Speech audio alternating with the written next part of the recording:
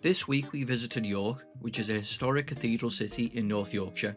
We wanted to share the 7 things that we did on our day trip, and maybe it can help you plan yours, especially if you're only there for a short time. Now when you first arrive, it might be worthwhile getting a bite to eat, and we recommend Betty's Tea Rooms. Betty's first opened in Harrogate in 1919, and the York Cafe in 1936. The beautiful interior is inspired by the Queen Mary ocean liner. They serve a selection of great breakfast and brunch items, as well as amazing cakes. You can also book afternoon tea here as well. Just to note though, you can't book for a normal table, so you might have to queue a little bit outside, as it is very popular.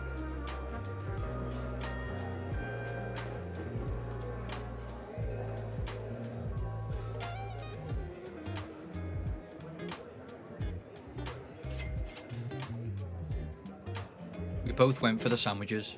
I got the flaked salmon and prawn with lemon mayonnaise, and we got some potato rosti bites with an aioli, which was really nice. As you're leaving, there is a bakery attached to the cafe as well, so you can buy some cakes for later if you're too full now. Next up is the Shambles, which is an historic street in York. It features preserved medieval buildings dating back to the 14th century. From Betty's, you can head towards Shambles Market first, which is an open-air market that sells everything from flowers, clothing, local crafts and souvenirs. There are some food stalls as well, as an alternative for somewhere to eat.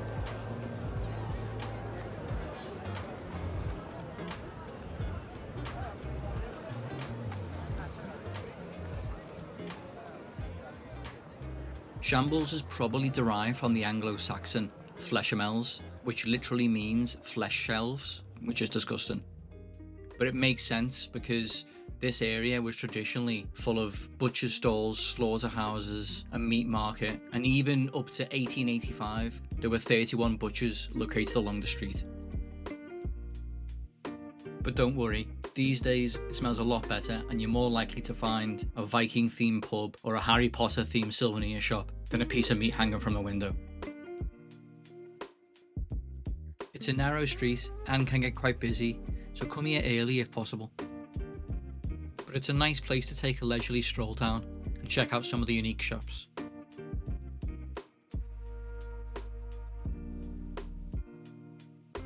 On our way to our next spot, you can pass through King Square, where you might be able to catch some street performances.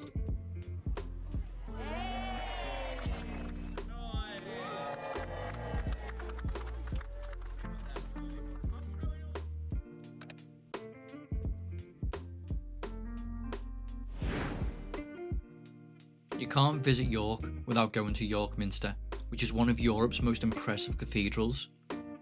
But in typical English fashion, it started to rain. The majority of the cathedral was constructed between 1220 and 1472, and it still retains most of its medieval stained glass. In fact, the east window depicts the Last Judgment, which is the largest expanse of medieval stained glass in the world. You can pre-book your tickets in advance for this, but we visited on a Friday during the UK summer holidays, and we were able to purchase tickets at the entrance. I will put a link for the website in the video description though.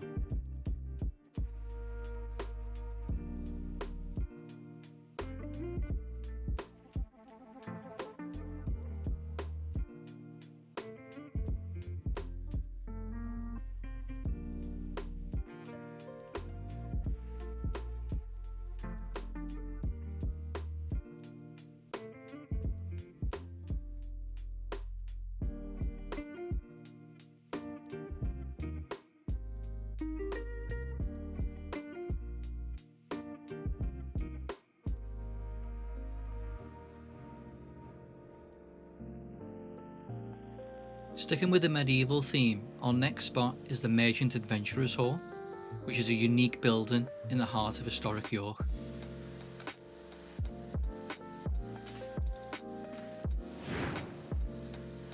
It's an excellent example of a medieval timber frame building. It was constructed by a fraternity of citizens in York as a base for their charity, worship and business. The definition of a merchant adventurer was someone who risked or adventured his or her money in overseas trade, bringing back goods and wealth to York.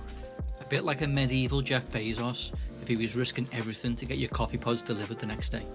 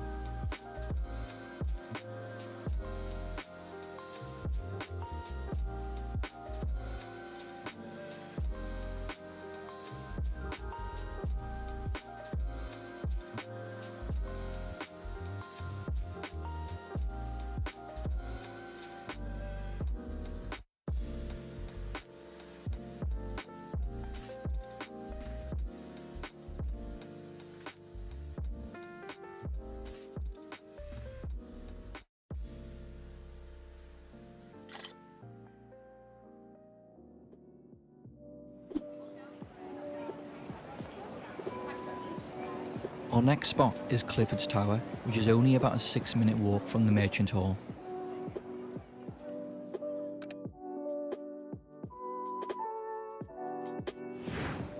It's a beloved landmark in York, and it's the largest remaining part of York Castle, which was once the centre of government for the whole of Northern England.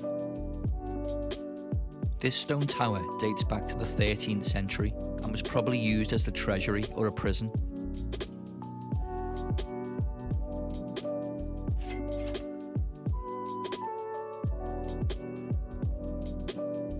This area has a rich history, with a previous Norman castle built on this site too. I'll put a link to the English Heritage website in the video description, as it has a lot of information if you'd like to know more.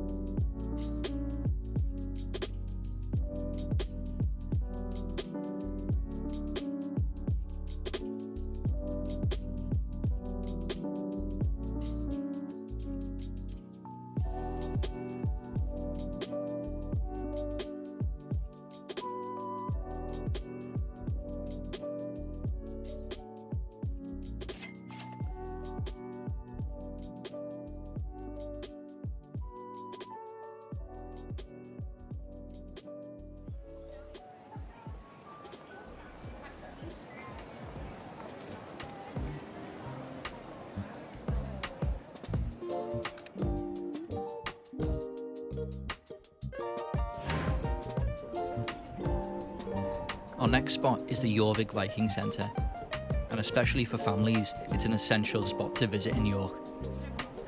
This attraction requires you to pre-book, and I'd probably get there about 15 minutes early, just so you don't miss your time slot.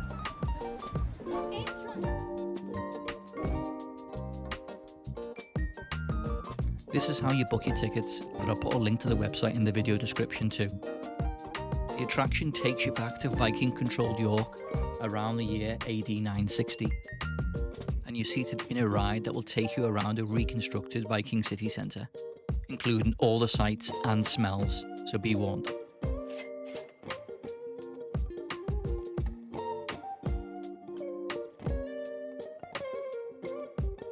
I think kids in particular will enjoy this section with the animatronics, but at the end of the ride, you do get to see some of the real-life archaeological finds from digs carried out in York, and some of the staff will do interactive talks about what life was like. Before you leave, there is a gift shop with quite a wide selection from history books to key rings and souvenirs. We fancy a pint before we head back home, so our last stop has to be one of York's oldest pubs, the Golden Fleece.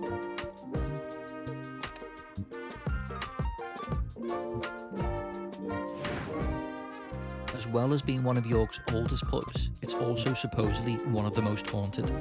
And if anyone else grew up watching Most Haunted, you might remember the episode where they visited this pub. In the 1500s, it was owned by the Merchant Adventurers Hall, which we mentioned previously in the video, but it wasn't until 1656 it began operating as an inn. The pub definitely leans into its haunted reputation, and you can actually stay here too if you're brave enough. I'll put some details in the video description.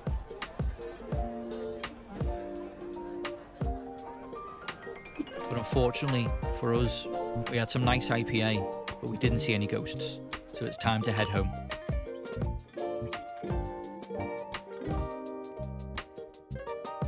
I just want to mention one additional spot, as we weren't able to visit unfortunately because it was going through some refurbishment, but York is also home to the National Railway Museum, and I definitely would have added this to my list if we were able to go. It's a great place to explore Britain's long rail history, and the Great Hall will allow you to get up close to some iconic trains. I'll add a link to the video description too, as I would recommend adding this to your itinerary if you've got the time.